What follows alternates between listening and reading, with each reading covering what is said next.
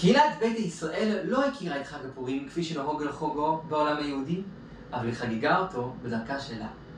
מגילת אסתר מופיעה בשלמותה בספרי הקודש של הקהילה בשפת הגז.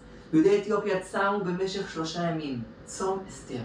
בימים י"א, י"ב, י"ג אדר, ובלילות אכלו מעט לצורך הקיום הגופני. זה היה בפורים באתיופיה, יותר מזה לא עשו. ככלל, ביתא ישראל נהגו להרבות בצומות ימי תענית קבועים, מדי שבוע, מדי חודש ומדי שנה. היו לצומות של יחידים, נזירים, קייסים, זקני העדה, בעיקר מי שיצא ממעגל העבודה, אשר צמו בכל שני וחמישי, ובכל ערב ראש חודש, אם לא חל בשבת. מלבד יום הכיפורים, שבו צמו מערב עד ערב, שאר הצומות היו מבוקר עד ערב, וחלקם עד לפנות ערב, סביב השעה 4, או עד לאחר חצות היום, בהתאם ליכולתיו ולצרכיו שרצה.